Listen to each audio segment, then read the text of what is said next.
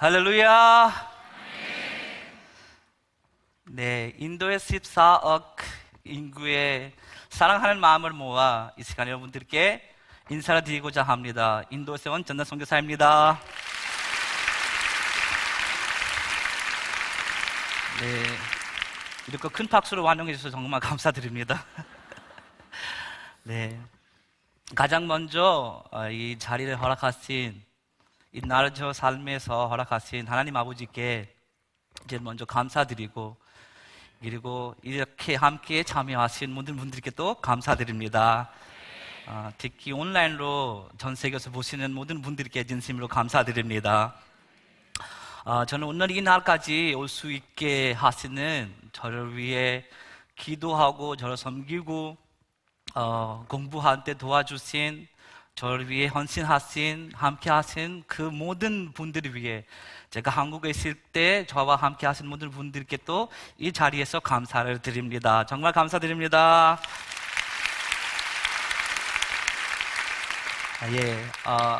제 이름은 천단입니다. 제 아내는 하나밖에 없습니다.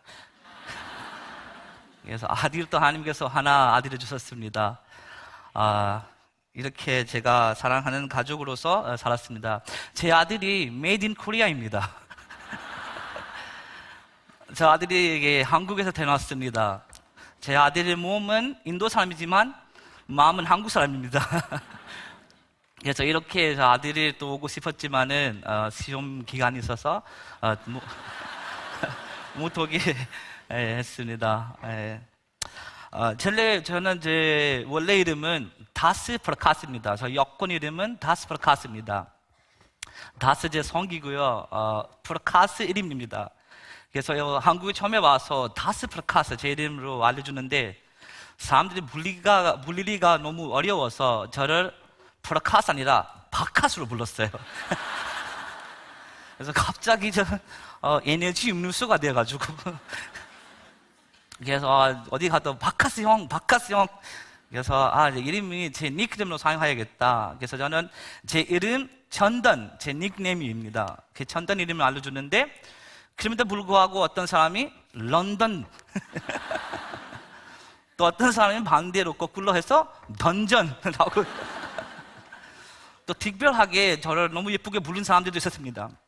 찬돈 이렇게 불러서 저는 이렇게 신앙생활을 했습니다. 한국에서 그래도 너무 쉽게 부르는 이름이 천든이라서 사람들에게 또 이 천든 이름을 알려줬습니다. 오늘 말씀을 여러분 다 보셨지만은 제목 하나님의 부르심과 선교입니다.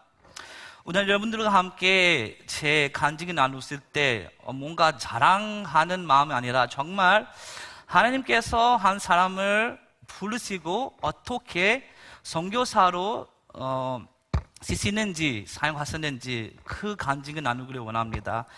그래서 제가 처음에 한국에 와서 제가 이제 한국어 가정을 하고 한국어 배우고 그 다음에 이제 단어들을 배웠습니다. 과일 이름, 그리고 이제 동물의 이름, 그리고 제 이름 전던입니다.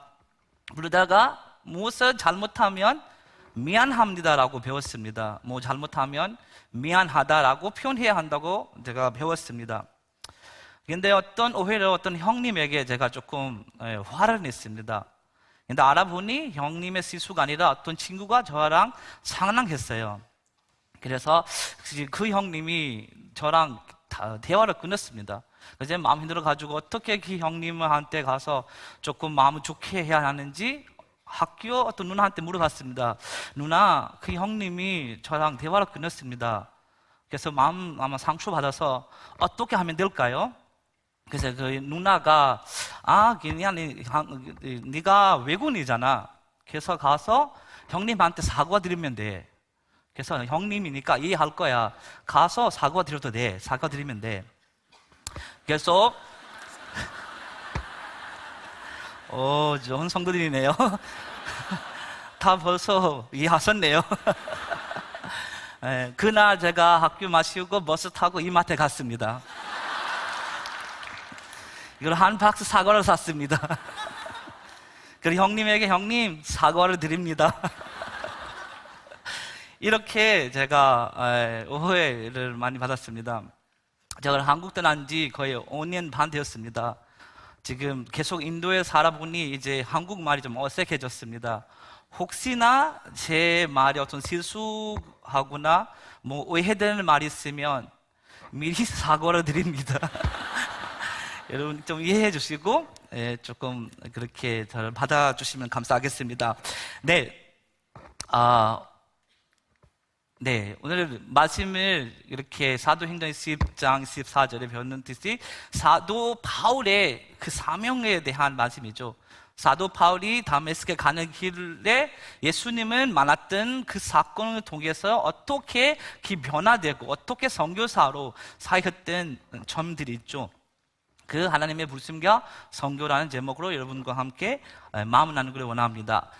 바울의 오늘 본문에서 4가지 선교 사명을 또 우리들에게 보여주십니다. 제가 1 하면 여러분 다 읽어주세요. 1. 사도 바울의 선교는 주 예수께 받은 선교입니다. 2. 사도 바울의 선교는 복음을 증거하는 선교이다. 3. 사도 바울의 선교는 생명에 아낄 수 없는 선교이다. 4. 사도 바울의 선교는 십자가의 은혜를 전하는 선교이다. 아멘. 하나님께서 사도 바울을 부르시고 이렇게 선교할 수 있도록 사용을 했습니다. 사랑하는 성도 여러분, 하나님께서 저 같은 죄인을 또 부르시고 정말 제 삶 속에 역사하시고 그리고 선교사로 인도에 다시 보내게 하셨습니다. 저는 힌두교의 어떤 가난하고 강한 힌두 가족에서 태어났습니다. 힌두적인 신앙과 교리를 지키면서 힌두교 우상들을 섬기고 제사를 드리고 조상의 우상들도 섬겼습니다. 우리 아버지는 1년에 4번 염소의 목을 잘라서 이제 피 흘리는 제사를 드렸습니다. 그때 제 인생에 아무 꿈도 없었고 그리고 삶의 목적도 없었습니다. 사람들을 때리고 욕을 하고 술 마시고 담배를 피우고 정말 소망 없는 삶이었습니다. 동네 사람들이 자기 자녀들을 보고 야, 큰 전던 놈이랑 나쁜 놈이랑 놀지 마라. 놀면 나 죽는다. 사투리가 나왔네요. 이렇게 또 말했습니다. 놀지 마라. 나쁜 사람이야. 나쁜 새끼야. 가지 마. 이렇게 많이 말했습니다. 죄송합니다. 이게 한국말 표현이 바로바로 나네요. 이렇게 하다가 저를 많이 나쁜 말 하는 사람들이 많았습니다. 동네에 좋은 친구가 없어서 저는 안 좋은 친구들을 많이 사귀게 되고 그 친구들 따라 저도 모르게 깡패기로 빠졌어요. 이 깡패기를 받아서 맨날 술 마시고 사람 때리고 돈을 받고 이런 안 좋은 일들을 많이 했습니다. 저도 모르게 그 풍경적인 삶을 어떻게 더 깊게 살게 되는지 저도 모르지만은 근데 깡패로 살았습니다. 그러나 어떤 날에 한 명의 여자의 뒤따라가 한 명 좋은 친구를 만났습니다. 이 친구가 교회 가는 친구였습니다. 저는 그 친구랑 교회 갔는데 제가 사는 세상과 교회에 있는 세상이 엄청 다른 세계였습니다. 제가 어릴 때부터 배우는 게 누가 한 번 때리면 그 사람에게 10번 때려라. 이렇게 저는 교육을 받았습니다. 누가 한 돌이 던지면 반대로 돌을 많이 던져라. 그리고 원수를 죽여라. 힌두교 사상입니다. 원수를 용서하지 않고 죽이는, 그래서 우리 힌두교의 모든 신들이 와서 원수들이 다 죽었습니다. 그런 신앙을 가지고 그런 마음으로 제가 배웠는데 교회 가니까 다르게 말 나와요. 원수를 사랑해라. 원수를 위해 기도해라. 누가 한쪽 밤을 때린다면 다른 밤도 돌려주라. 무슨 말입니까? 진짜 할 수 있겠습니까? 야, 때리면 야, 너 나 죽을래? 바로 표현이 나잖아요. 근데 이 교회에서 듣는 말씀 맞죠? 여러분도 들으셨죠? 원수를 사랑해라. 이렇게 다 들었었잖아요. 저는 이 말들이 마음에 너무 찔림이기도 하고 많이 좋아졌습니다. 교회 안에서 좋은 사람들을 만나고 좋은 말들이 듣게 되니 교회 가는 관심이 많아지고 예수님을 좋아하기 시작합니다. 그러나 여전히 옛날처럼 교회 끝나고 그 동네 친구들이랑 깡패 친구들이랑 놀고 술 마시고 욕을 하고 싸우고 그렇게 살았습니다. 제가 다녔던 교회 목사님께서 저를 보고 한번 불렀습니다. 전도나 일로 와라. 네 목사님, 무슨 말입니까? 무슨 말씀입니까? 목사님께서 네가 왜 교회에 오고 있는지 내가 알아. 솔직히 교회 가는 이유 중에 하나, 둘 이유는 교회 여자들이 많았어요. 둘째, 교회에서 밥 주니까, 간식 주니까 맛있는 간식도 먹고 놀고, 예, 또 날라리 여자 좀, 예. 그런 모습으로 교회 가는데 말씀이 좋아했지만은 제 삶이 변화되지 않았습니다. 여전히 똑같은 삶을 살았습니다. 그러나 모비다스 목사님께서 다 이해, 목사님들이 다 이해하십니다.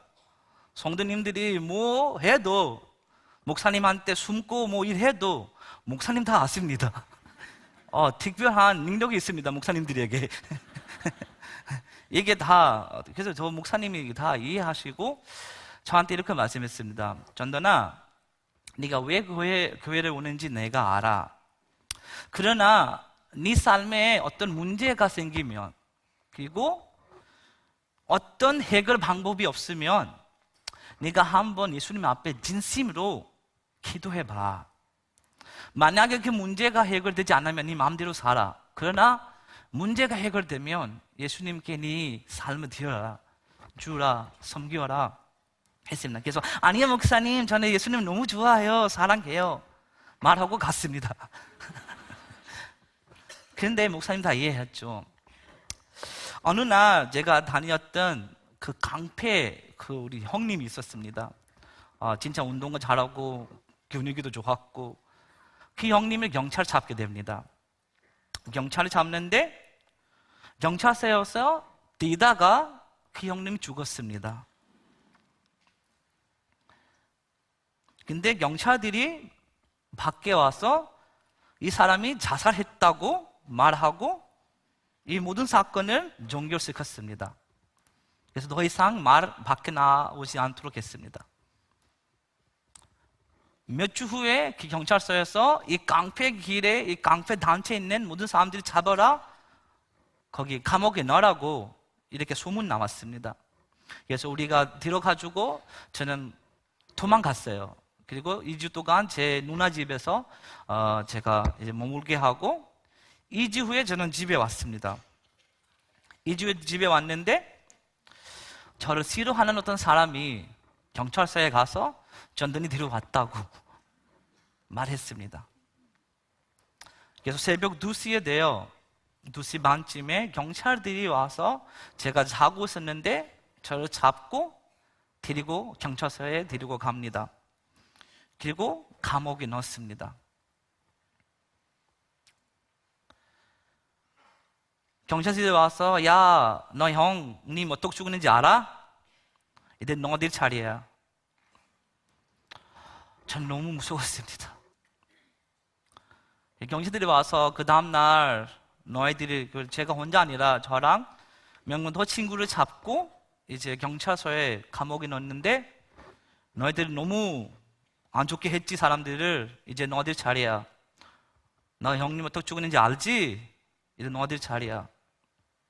내일 10시에 이제 가서 재판자에게 돌리고 큰 감옥에 넣는다고 합니다.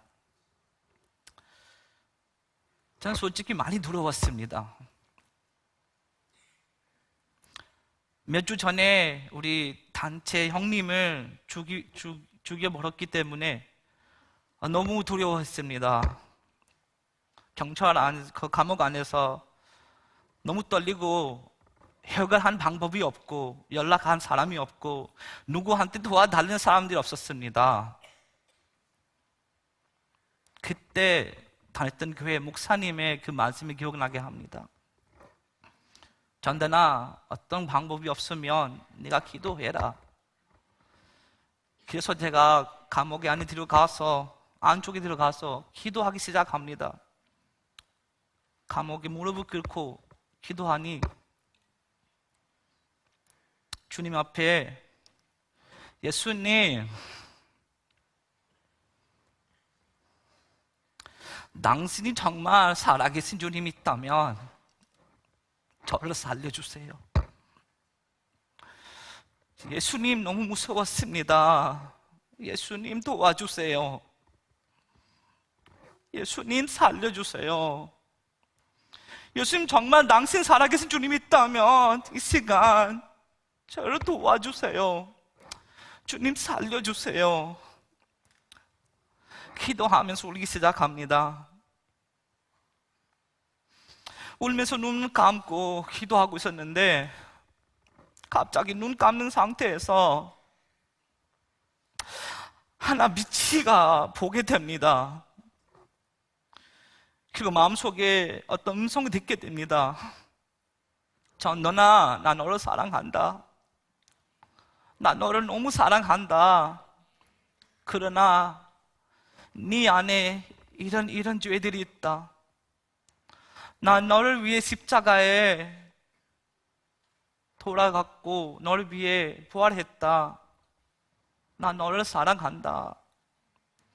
그리고 제 눈 감고 기도하면서 제 죄들이 눈앞에 다 떨리고 눈앞에 하나씩 보기 시작합니다. 그 다음에는 주님 앞에 제가 기도합니다. 예수님, 이런 죄 때문에 용서해 주세요. 그런 죄 때문에 용서해 주세요. 기도하면서 딱 하나밖에, 주님, 예수님 살려주세요. 주님 살려주세요. 그 날은 정말 내 인생에 잊지 않는 날이었습니다. 저 같은 죄인을 예수님께서 찾아오셔서 저를 이렇게 만나게 하셨는데, 저는 지금을 봐도 큰 눈물이 나옵니다.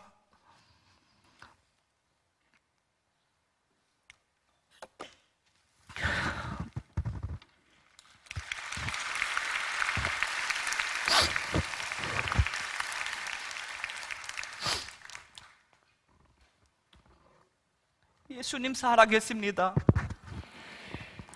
주님 살아계십니다. 지금도 주님 역사를 하십니다. 그 날 사도 바울에게 말했던 그 예수님이 저를 만나주셨습니다. 그리고 그 날을 제가 기도하면서 주님 앞에 회개를 하고 아침이 되었습니다. 그때 아침이 되니 경찰서 대표님이 왔습니다. 그래서 저를 혼자 불렀습니다. 저를 더 무서웠습니다. 다른 친구들이 같이 있는데 왜 저를 혼자 부릅니까? 그래, 와라, 빨리 와라. 그래서 저를 또 때리고 죽을까봐 너무 두려워하여 걱정이 돼요. 무섭게 주님 앞에 그 경찰서 그 대표님 앞에 갔습니다. 그때 기적이 일어났습니다. 그 경찰서 대표님이 저를 보고 이렇게 두 가지 말합니다. 야, 집에 가라.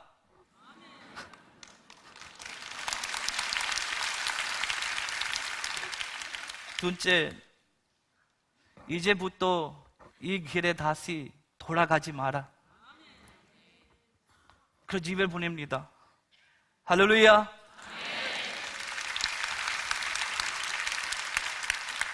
사실적인 저 같이 갔던 그 친구들이, 돈 있는 친구들이 4년, 5년 동안 감옥에 있었고, 돈 없는 친구들이 9년, 13년 감옥에 있었습니다. 만약에 그 날에, 그 밤에 예수님께서 저를 자유케 하지 않았었다면 오늘 저는 이 자리에서 설 수가 없었습니다.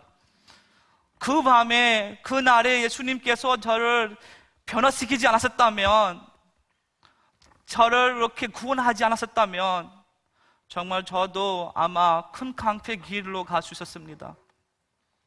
그러나 예수님께서 저를 사랑해 주시고 그 자리에서 구원을 하셨습니다. 그리고 지금까지 그 분이 계속 저를 여기까지 인도하고 계십니다. 저는 예수님을 영접하고 나서 이제는 예수님을 믿었으니까 아무 문제가 오지 않다라고 생각했습니다. 그러나 제 아버지가 힌두교회에 너무 강한 분이 있었기 때문에 제 아버지에게는 제가 교회 다니고 있다고 알게 되었습니다. 그래서 저한테 물어봤어요. 전단 일로 와. 너무 좀 강하게 말하는 분이었습니다. 그래서 너 교회 가냐? 아니요 아빠. 누가 말했어요? 들었어. 그래서 아니요 아빠, 저 교회에 이제 친구가 가는데 그 물러러 갔어요. 거짓말했습니다. 왜냐하면 저 아빠가 만약에 네가 교회 가면 네 목을 나 잘라줄 거야. 그런 사람이었습니다. 솔직히 무서운 사람이었습니다. 근데 저는 주일날 될 때 저는 이제 운동하는, 축구나 크리켓을 운동하는 그 옷을 입고 친구 집에 갔다가 옷을 갈아입고 교회 갔습니다. 또 이제 교회 가긴 하면 또 다시 친구 집에 가서 옷을 갈아입고 집에 왔습니다. 이렇게 신앙생활을 했습니다. 어떤 날에 제 입에서 피를 나오기 시작합니다. 어차피 제가 술 많이 마셨고 담배 많이 피웠기 때문에 아마 그런 하나 이유가 있겠지만은 잘 모르지만은 전 입에서 많이 피를 나오기 시작합니다. 이렇게 큰 그릇들이 다 채워서 피 나왔습니다. 한 번 아니라 무엇을 먹어도 또 피가 나오고 물 마셔도 피가 나오고, 그래서 병원에 가는데 의사님이 결핵 걸렸다고 합니다. 한국의 결핵이 큰 병인지 모르지만은 인도에서는 너무 나쁜 질병입니다. 가족끼리도 같이 못 먹고 따로 살게 합니다. 결핵이 걸렸다고 너무 안 좋은 상태입니다 라고 의사님이 말했습니다. 그리고 이제 토요일날에 갔는데 화요일날에 입원해야 된다고 거기 의사님이 말했습니다. 그래서 그때 제가 가진 하나 성경책이었습니다. 신약 성경만, 구약이 없었고 작은, 왜냐하면 숨어서 성경 읽고 있었기 때문에 아빠 엄마가 모르게.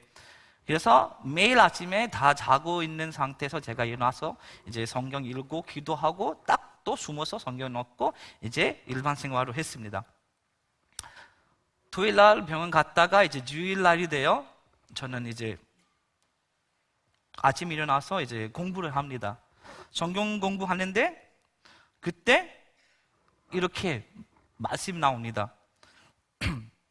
예수님의 제자들이 예수님한테 요한복음 9장의 이야기인데, 예수님의 제자들이 예수님한테 물어보잖아요. 라비요, 이 사람 죄 지었는지 아니면 이 부모님 죄 지었는지 매기는 났어요? 그래서 예수님께서 이 사람도 죄지 않고 이 부모도 죄지 않는데 그러나 하나님께서 행하신 일을 나타나기를 위해 이렇게 되었다. 이 말씀은 제게 왔습니다. 그래서 기도하니 마음속에 이런 감동이 나와요. 전도나, 오늘 네 엄마한테 말하고 교회 데리고 가라. 저는 이게 또 무슨 말입니까? 아빠는 교회 가면 목을 잘라준다고 하는데 어떻게 할까요? 그래서 주님께서 감동을 주셨고 저 엄마한테 말했어요. 엄마, 오늘 나를 좀 교회 데려갈래? 엄마, 무슨 말이야? 야, 너 아빠 알잖아. 죽어버린다고. 그래서 저는 이렇게 말했습니다.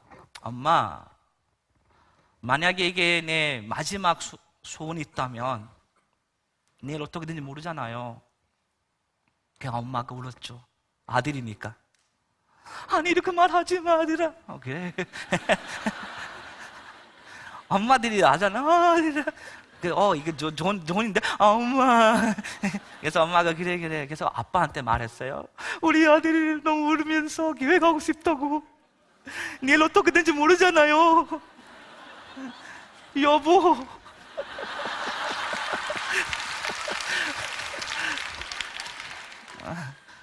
여보, 아빠가 그래, 알았어. 데리고 가.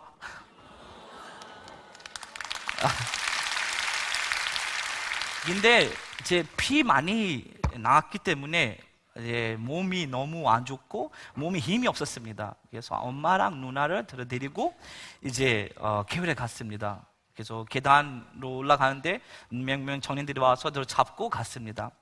이제 예배를 마치고 마지막에 기도할 때 저를 거기에 불러서 저를 위해 안수 기도를 했습니다. 목사님랑 다 리더들이 기도했는데 뭔가 전기를 생겼어요, 몸에. 그전에는 무엇을 먹고 또 피가 나오고 뭐 마셔도 피가 나오는데 그리고 힘이 없었어요. 말로 못했습니다. 근데 기도하고 나서 제 벌떡 일어났습니다. 이제 일어나서 네, 안녕하세요. 엄마가 미쳤냐, 뭐 하는 거야? 나 오기 전에는 힘이 없었는데 지금 뭐 하는 거야? 엄마가 그래서 제 입에 입술을 웃으니까 엄마이잖아요. 우리 아들이 웃었네. 좋다, 마음 좋다. 하다가 이제 먹기 시작합니다. 이제 무엇 먹고 또 피가 더 이상 이제 안 나오네요. 안 나오니까 네, 감사합니다. 비가 안 오는데 집에 가서 또 그때는 양고기 먹었습니다. 네, 주일날에 우리 아빠가 먹는 거 좋아해가지고 양고기를 먹었습니다. 또 무엇을 먹는데 피가 더 이상 안 나와요. 얼굴이 좀 밑이 나고 입에서 계속 웃음에 얼굴이 미소가 너무 커지고 이렇게 하는데 그래도 엄마 아빠 있잖아요. 의사님이 병원에 입원시켰는데 화요일에 가서 입원해라. 그래서 엄마 나 좋아졌어, 치유받았어. 또 엄마가 모든 가정을 보고 있었습니다. 그래서 엄마가 아니 들었잖아, 아빠가 뭘 말했어. 병원 가자. 가서 입원해라. 입원하러 갔는데 입원 전에 이제 의사님이 검사를 해요. 상태가 어떤지, 뭐 수술해야 되는지, 뭐 해야 되는지. 이걸 검사해보니 아무것도 없대요. 그 질병 발시가 없대요. 그래서 또 다시 보냈어요. 미쳤어요 그날에 진짜. 아니 여기도 주사하고 여기도 주사하고 코로 또 뭐 뒤로 가고 목으로 또 뭐 뒤로 가고 많이 검사해봤습니다. 그런데 아무 질병이 없다고 계속 조사가 나오네요. 이렇게. 그래서 엄마 이렇게 보고 진짜 아무것도 없네? 병원 밖에 가서 무릎 꿇고 예수님 감사합니다. 예수님 감사합니다. 그리고 엄마한테 엄마 봤지? 예수님의 이름으로 능력 있어. 엄마 봤지? 그 전에 내 모습 기도한 후에 예수님의 이름으로 기도한 후에 내 모습 엄마 봤지? 예수님이 살아계셔. 엄마 믿어라. 엄마 믿어봐. 이렇게 말했습니다. 이제 엄마가 진짜 믿었습니다. 집에 가서 예수님 밖에 나은 신이 없어요. 아빠 이게 무슨 말이야? 우리 아들을 고치어서 이렇게 치유하신 예수님 밖에 없어요. 이제부터 저 우상 숭배 안 할래요. 아빠한테 말하고 다 우상들 버렸어요. 엄마가.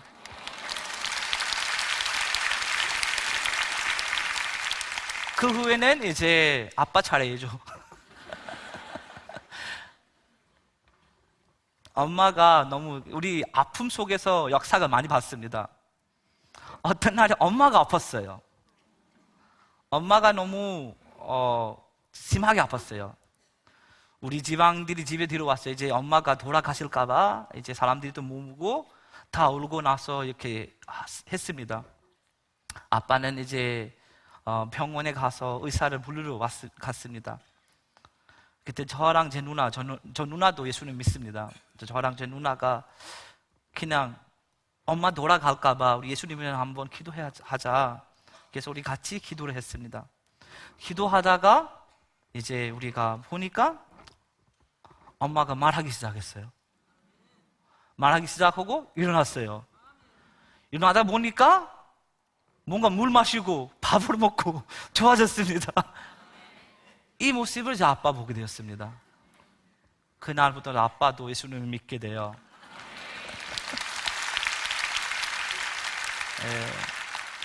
어차피 남편들이 아내를 사랑합니다.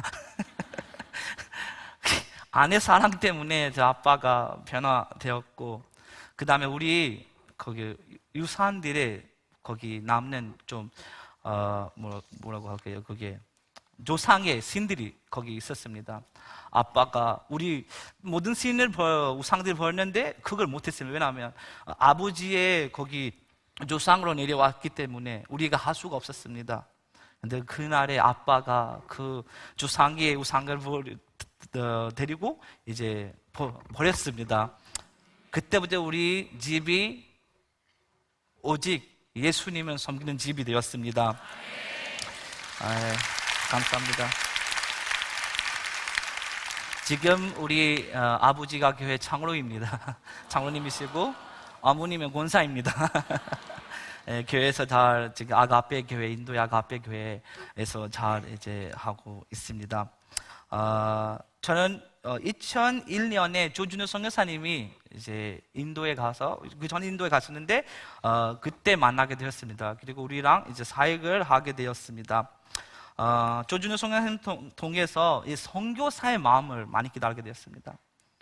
한국 사람인데 인도에 가서 길가에 있는 사람들, 가난한 사람들, 어려운 사람들을 사랑하고 섬겨주고 많이 도와주셨습니다. 그 통해서 저도 이제 돈이 없어서 공부를 못했는데 조준호 선교사님께서 저를 요셉 만들기 프로그램 안에서 저를 또 이제 공부할 수 있도록 도와를 주셨습니다. 그래서 이제 그 통해서 제가 지나가면서 많이 성경에 대한 것들도 배우고 이제 깊은 훈련들이 많이 하게 됐습니다. 트레스디아스 하고 심스 하고 투날게 하고 또 여러 가지 훈련 속에서 우리가 신앙의 깊이로 더 예수님 더 깊게 알게 됐습니다. 그때 한 분 장로님이 오셨습니다. 어느 교회에서 모르는데 장로님이 오셨는데 그 장로님의 특징이 그분이 영어를 모릅니다. 그때 제 특징이 저 한국어 모릅니다. 근데 2주 동안 그분랑 제가 이제 사역지에 가야 되는 일들이 있었습니다. 그래서 그 장로님 저랑 대화할 때는 다 바디 랭귀지였습니다. 나한테 천돈, you come, I come.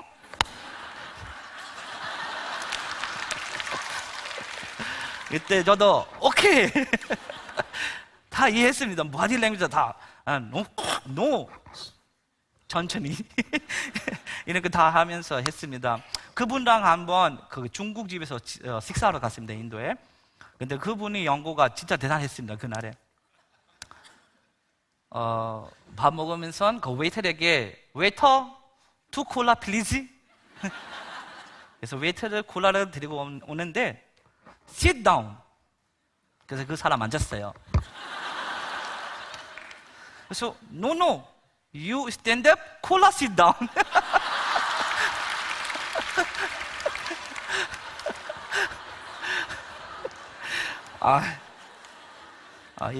대단하신 영어로 제가 2주 동안 생활했습니다.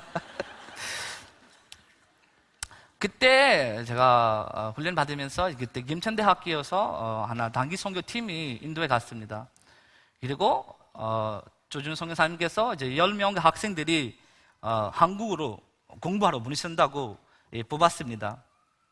뽑았는데 다섯 명이 가기로 했습니다. 이제 한국으로 오기로 했습니다. 그 중에 면접 볼 때 3명이 갔습니다. 근데 한국 온 때 제가 혼자 왔습니다. 근데 한국에 와서 혼자 왔습니다. 누구도 아는 사람 없었고 같이 쓰는 사람 없었습니다. 그때 이제 고와 같은 삶에 거기 임천대학교 이충근 교수님이 아빠 되어 주셔서 저랑 이제 많이 저를 많이 도와주시고 그리고 많이 가르쳤습니다. 그때 제가 이제 학교 이제 가서 이제 2010년에 대학교에 올라갔는데 그때 이제 학비를 필요했습니다. 학비를 필요했는데 저한테 돈이 없었습니다. 저는 한국에 너무 큰 돈을 가지고 왔습니다. 12만 원. 그때 이제 밥을 먹으면서 우리가 이제 삼겹살을 좋아해가지고 먹는데 6만 날라갔습니다. 그래서 이제 6만으로 생활해야 될 텐데 그때 이충근 교수님, 목사님께서 많이 도와주셨고 이제 생활할 수 있도록 많이 도와주셨습니다. 근데 이제 학비를 벌어야 돼요.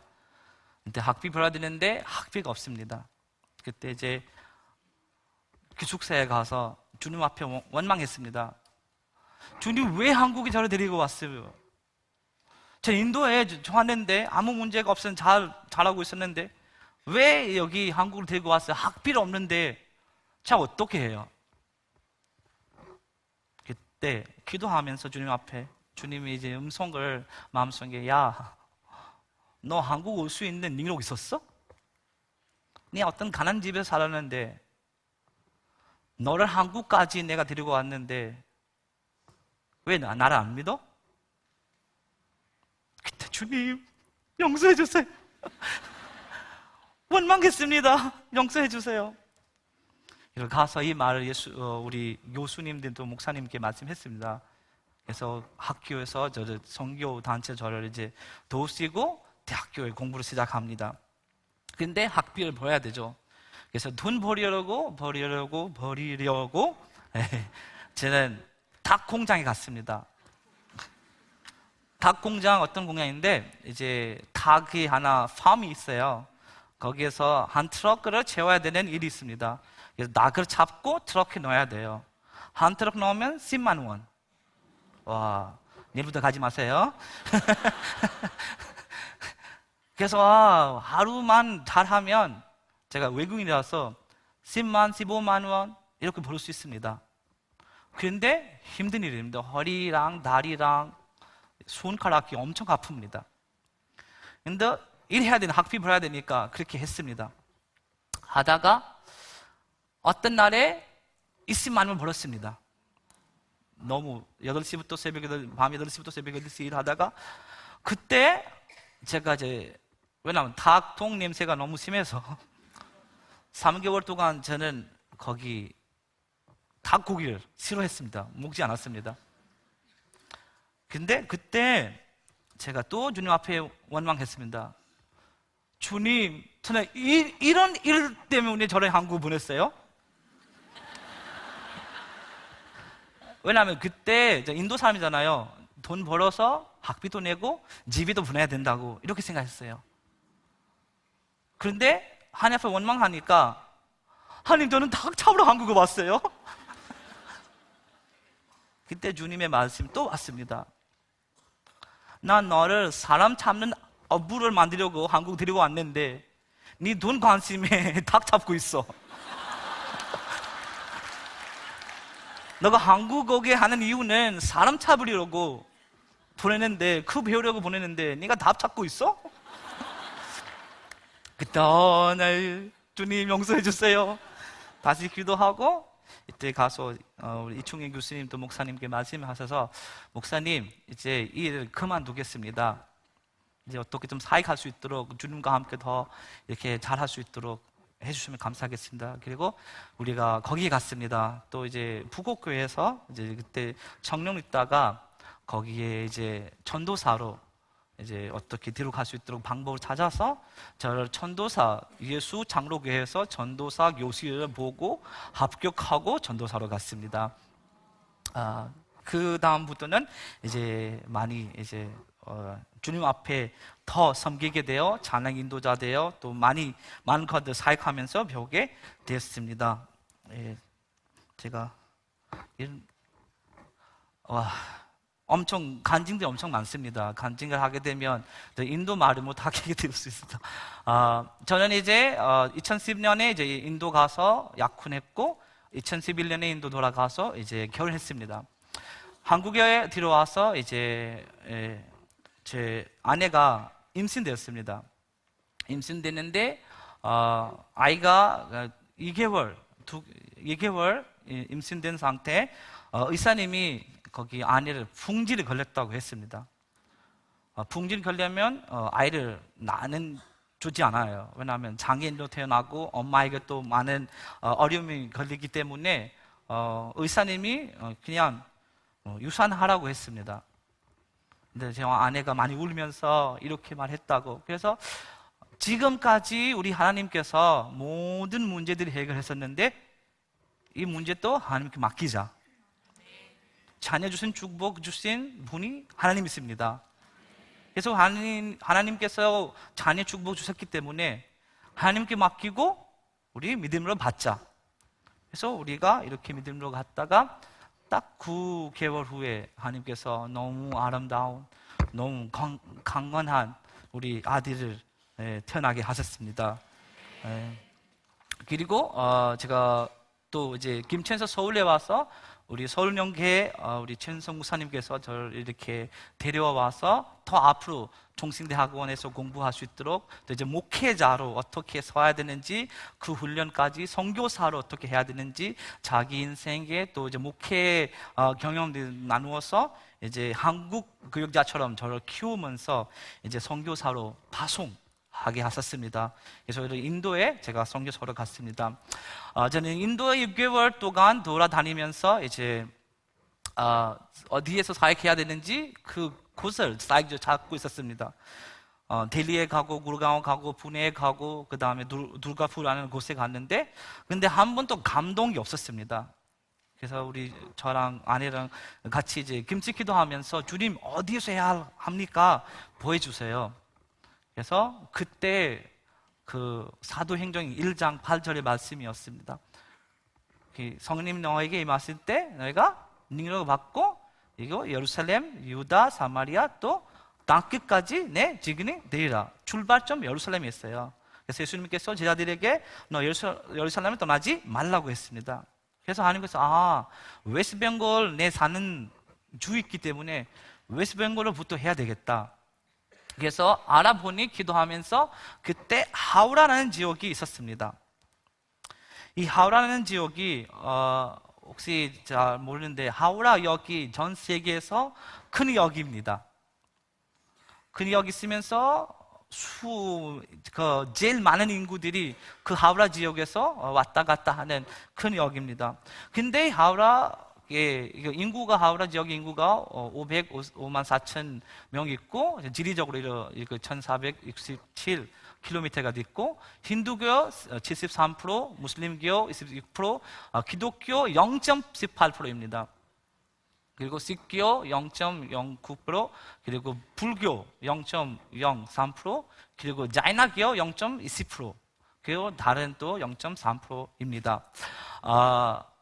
제가 이제 하우라 지역을 알아보니 그쪽에 선교사 한 명도 없습니다. 큰 지역이 있는데 선교사 한 명도 없습니다. 그리고 옛날 선교사들인데 후원 주는 선교사였는데 거기에서 사역하는 선교사들이 없었습니다.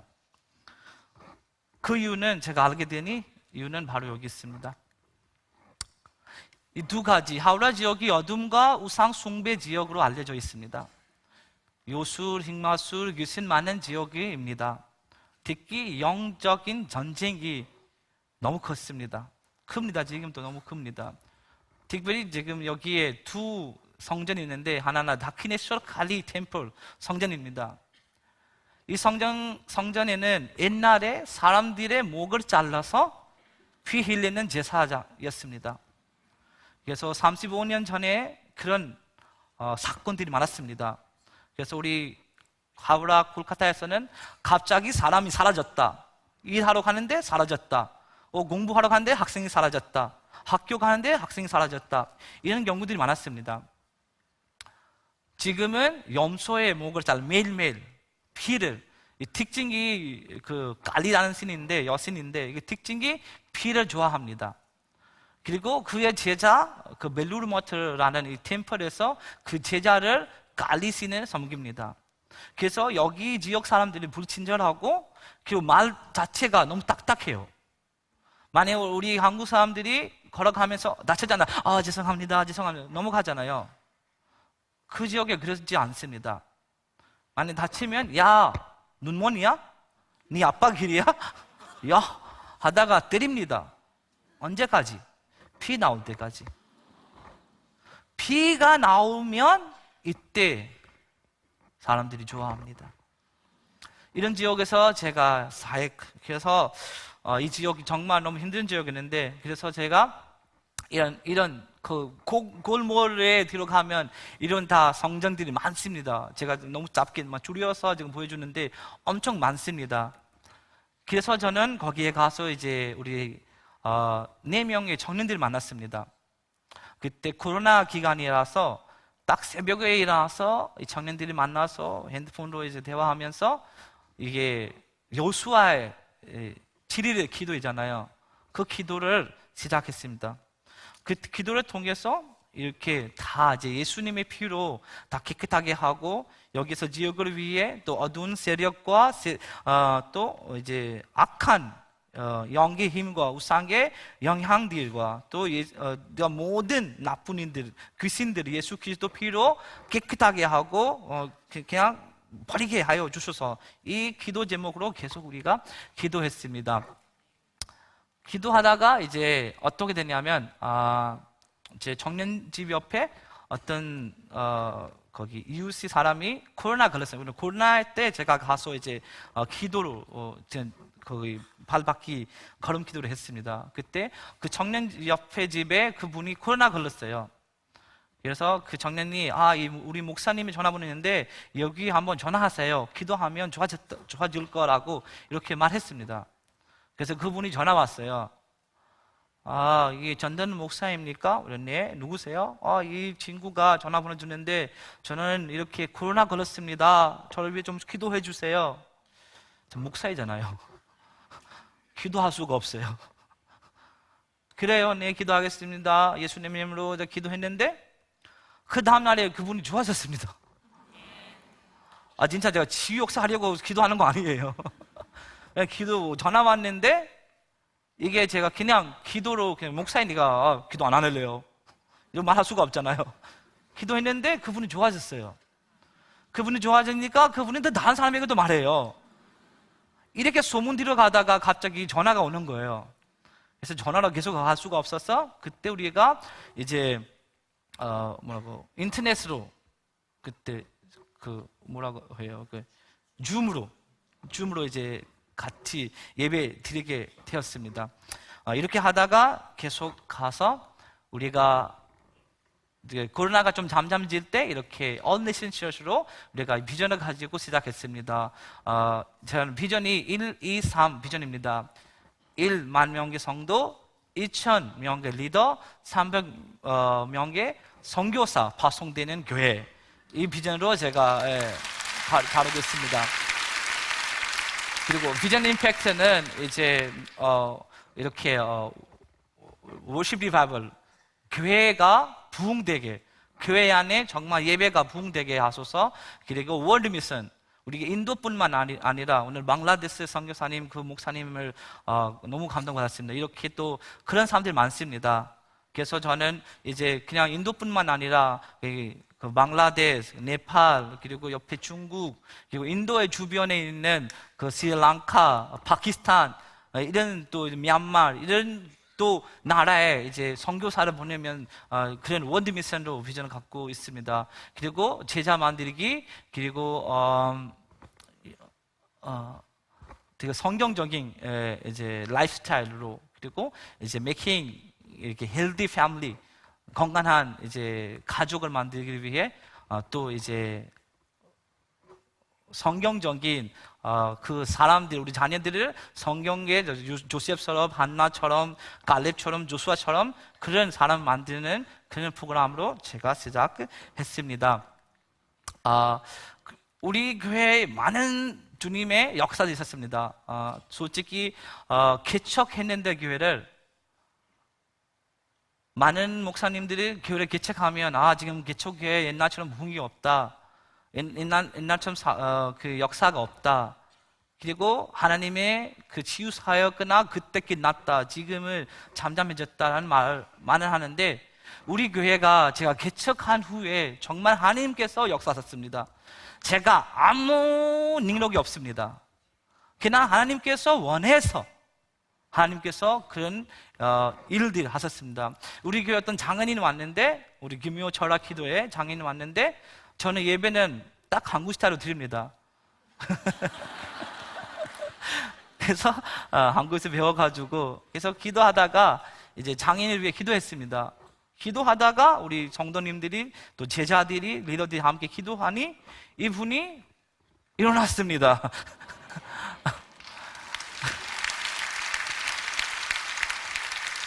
근데 이 역사들이 근데 치유 역사들이 성도님들이 다 보고 있었어요.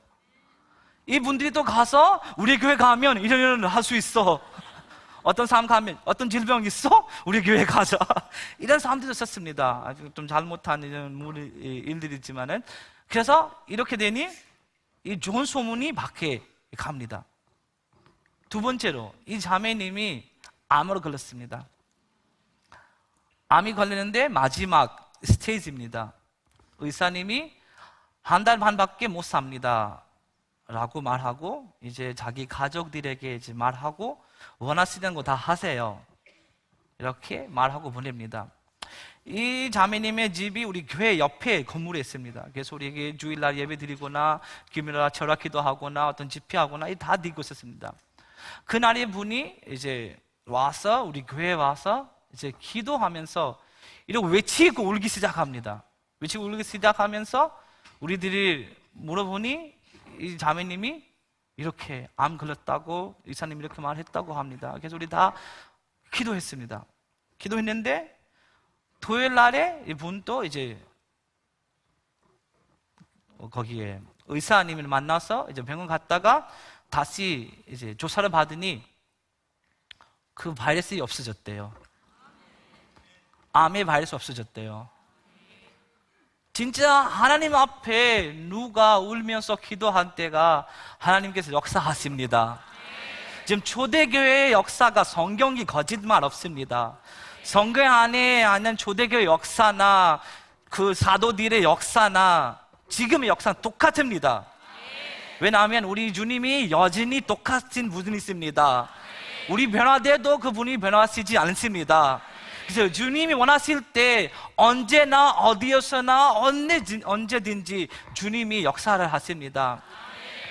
그 자매님이 주일날 와서 소리를 가지고 왔습니다. 그냥 말로 아니라 소리를 가지고 왔습니다. 손에 소리가 있어요. 그래서 이 소리에는 암이 있다. 근데 이 소리에 암이 없다. 예수님께서 저를 치유를 하셨습니다 라고 간증을 했습니다. 그 통해서 이제 성도님들이 또 많이 믿게 되어 그 사람들 또 다른 사람들에게 복음을 전하게, 이 사건들이 전하게 됩니다. 세 번째 큰 사건을 이 자매님이 이제 우리 결혼한 지 6년 됐어요. 6년 됐는데 이제 자녀가 안 나와요. 그래서 이제 병원에 가서 8개 병원에 다니면서 8명의 의사를 만났어요. 8명의 의사들이 동일하게 같은 말 했습니다. 너가 임신될 수 없다. 너 임신 장애에 뭐 문제가 있는데 뭔가 없다고 해서 이게 임신될 수 없다. 그래서 힌두교에서 나오는 여자 있기 때문에 그 시어머니가 이제 자기 아들에게 그 임신될 수 없으니까 다른 여자는 결혼해라. 근데 이 말 듣고 이 자매가 많이 울고 많이 상처받고 있었어요. 그때 우리 교회 어떤 성도를 통해 우리 교회에 오게 되는데 계속 이렇게 기도하고 있었습니다. 어떤 날에 우리 교회 집회 때 와서 딱 안쪽에 울고 있었어요. 너무. 그래서 집회 기도하면서 저도 모르게 자매님 여기 오세요. 저도 왜 이런 말 하는지 몰라요. 근데 자매님 여기 오세요. 하나님께서 자매님에게 좋은 선물 주시기 원합니다. 믿음을 받으세요. 믿음을 받으세요. 이제 소원을 지금 믿음으로 받고 있다고, 이렇게 믿음으로 받고 있다고. 그래서 소원입니다. 3주 지났는데 저 집사람한테 전화 왔어요.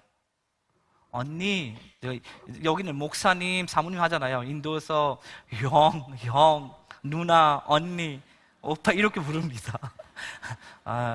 그래서 저 아내한테, 언니, 나 임신되었어요.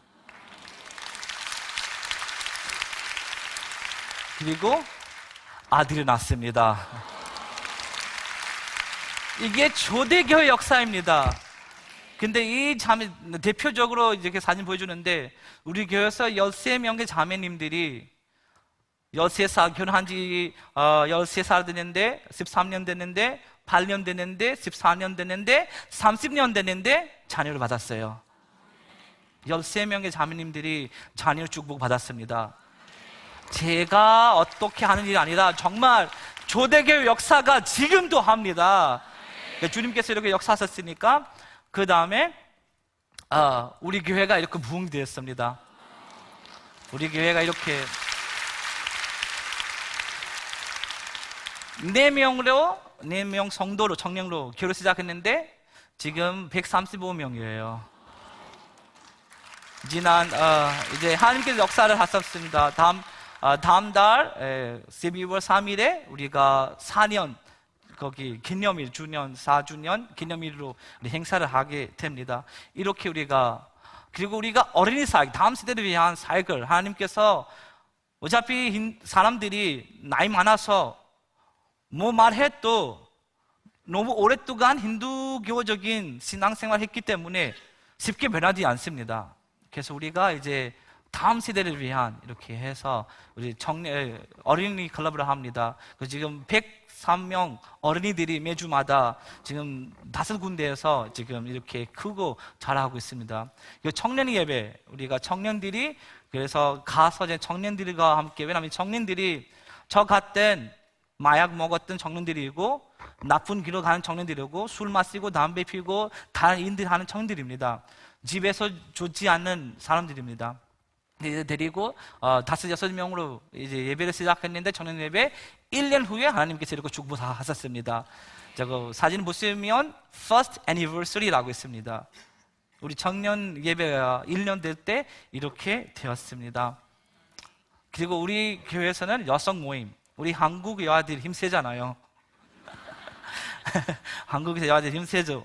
근데 이제 인도 여아들이 여전히 많이 아프고 상처받고 있습니다. 왜냐하면 남편으로부터 이제 무시를 당하고, 시어머니, 시아버지로부터 또 많은 문제들이로 지금 많이 상처들을 갖고 있습니다. 근데 여성 모임 통해서 그들을 마음껏 놀고 찬양하고 게임을 하고 나눔을 하고 선물을 받고 하면서 이제 기도로 마음을 나누게 됩니다. 이제 점점 마음을 나누기 때문에 이 청년들이, 우리 여성들이 이제 마음껏 주님과 함께 동일함으로 교회에서 이제 성장하고 있습니다. 네, 이 모든 일들이 정말 주님께서 하고 계십니다. 정말 간증 엄청 많은데 여러분도 이제 집에 돌아가셔야 돼서 말씀 맺겠습니다. 하나님 아버지께서 저 같은 주인을 택하시고 불렀으면 여기 한국에서 다양한 이제 많은 훈련과 신앙 깊이와 목회 사역과 선교사로 준비시키고 인도로 보내셨습니다. 이제 인도에 있는 영혼들을 위하여 제 삶을 드렸습니다. 그래서 인도 영혼들은 어둠에서 주님의 빛으로, 죽음에서 주님의 생명으로, 지옥에서 주님의 천국으로 인도할 수 있도록 저는 기도와 노력하고 있습니다. 정말 이게 너무 중요한 것입니다. 솔직히 여러분 이제 아시다시피 이제 인도 상황이 좋지 않잖아요. 너무 어렵고 종교적인나 날씨적인나 또 여러 정치적인 문제들이 많습니다. 인간적으로 생각나면 저 한국을 좋아합니다. 한국에서 살고 싶습니다. 그러나 하나님께서 저를 부르셨고 선교사로 보냈습니다. 저는 주님의 그 주신 소명과 사명 앞에 순종하여 인도 돌아갔습니다. 그 복음을 증언하고 복음을 전하고 영혼들을 사랑하고 그들을 위해 눈물 흘리면서 기도하고 있지만은 앞으로 더 기도를 하려고 합니다. 정말 주님 앞에 그 눈물로 외치고 그들을 섬겨 사역하는 주님의 착한 충실한 종이 되도록 노력하고 있습니다. 여러분, 하나님의 부르심을 여러분도 다 받았습니다. 동일하게 그때나 초대교회나 한국교회가 부흥할 때 그때나 지금은 우리 주님이 동일하게 똑같습니다. 그 주님도 오늘도 여러분 통해서 전 세계에 역사하기를 원합니다. 주님은 여러분 통해서 정말 선교를 하시기를 원합니다. 여러분, 우리가 지금 개척회 하시는 분들도 계실 겁니다. 여러분, 포기하지 마십시오. 믿음으로 우리 같이 갑시다. 주님 여러분 통해서 정말 큰 역사를 하시기를 원하십니다. 제가 요셉 만들기 프로그램을 통해서 많은 아이들이 도와주고 이렇게 공부할 수 있도록 하고 있습니다. 기도 제목입니다. 저 가족을 위해 기도하면 좋겠습니다. 우리 환경과 사람에게 흔들리지 않고 늘 겸손하게 오직 하나님만 바라보고 믿음으로 살아가는 나와 가족의 삶 될 수 있도록, 그리고 인도 교회를 위해 받고 있는 인도 교회와 우리 월네션 성도님들과 또 우리 한국에서 가신 선교사님들 다 우리 모두 주님의 앞에 믿음을 지키며 영적인 예배와 말씀을 통해 성령 충만하여 땅 끝까지 믿음의 증인이 되도록, 세 번째로 우리 어르신 교회를 위해 교회 비전인 1만 명의 성도, 2,000명의 리더, 300명의 선교사 파송하는 비전을 주님 뜻대로 이룰 수 있도록 축복하여 주셔서 내년에 교회를 이진하는 것과 앞으로 또 교회 학교 사역을 위한 부지 구입 재정이 채워질 수 있도록 여러분 기도하면 좋겠습니다.